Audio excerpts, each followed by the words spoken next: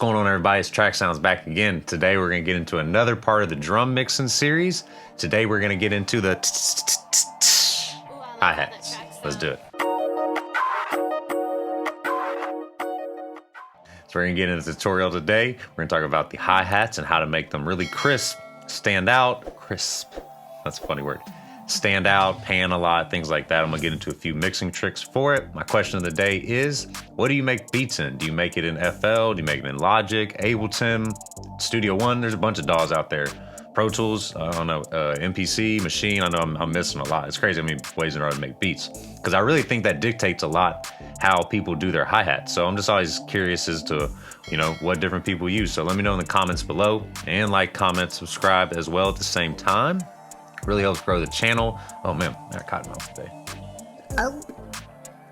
Really helps grow the channel, so I do really appreciate it. And we're gonna get into this now. Let's do it. So again, this little beat I had made, I took a little gospel MIDI pack actually and kind of flipped it around.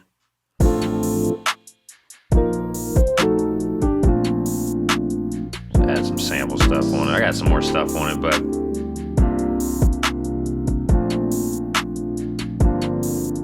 the thing everybody wants to know about is the hi-hat, so let's get into it. So I'm using Geist is my drum program for Logic, but if you've used other things on it or any other DAW, it works. These are just pretty simple tricks all around. So I'll just play the try to mute some stuff. Come in. So my main hats. You don't got to do too much with your hats. I always cut out some of the. I put an EQ first. Cut out some of the low end and get rid of any ghost frequencies that might be there. Might cut off a tad bit of high end. Let me cut the cymbal down too. But not too much. You can add a little reverb if you want onto your hi-hat. This adds a little depth to it. I don't do this too often, depends on the beat.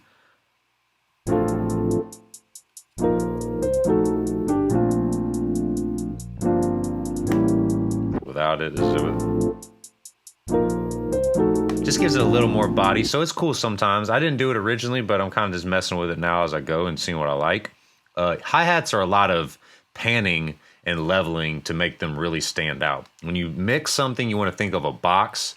If you have everything going down the middle, straight through the box, a lot of sounds aren't really getting that bounce to them. Hi-hats, you want to pan just a little bit, maybe to the left, your open hat, a little bit to the right. I'm going to explain it a little more, but a lot of hi-hats is panning. So this is my main hi-hat, and if you can see in my meter over here,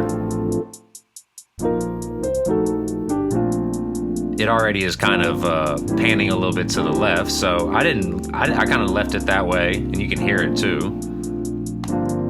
I added effect tricks just to spice it up some. This is a Sugar Bytes plugin. This isn't really a mix plugin. This is more of a to add some bounce and rhythm to your hi-hats. You can do all types of stuff with it. But then also, this is a great mixing plugin. This is Cabled Guy's Pancake 2.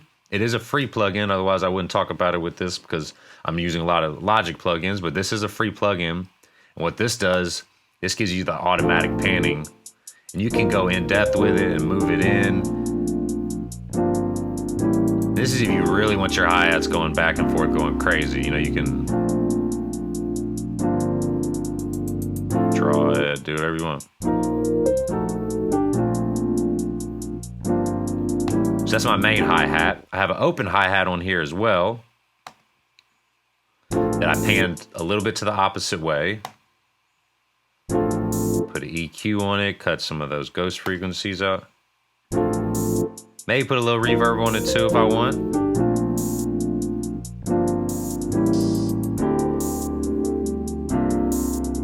Maybe panned it a little too much, but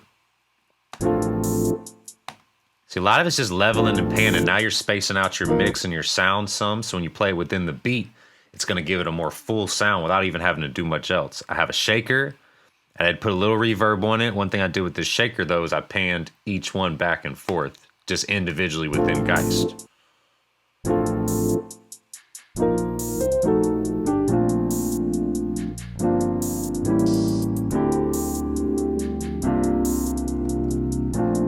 then the last I have is a cymbal. I don't do too much to this too as well. A little bit of EQ though. I like to, this is it first.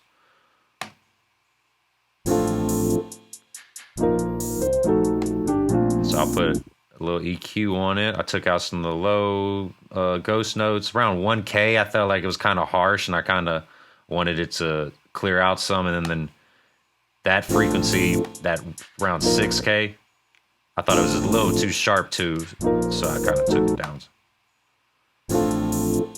You can put a reverb on this as well. Kind of mess with them and play with the sizes to get different feels with your reverbs if you want.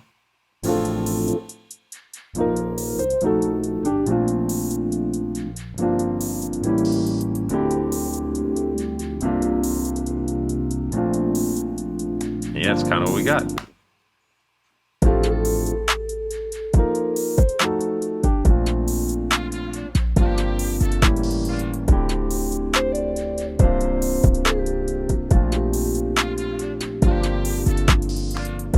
That's how you spice up your hi-hats a little bit. A few other tips and tricks that I got up my sleeve that I'll do in a part 2, but this is to get you started in the drum mixing series.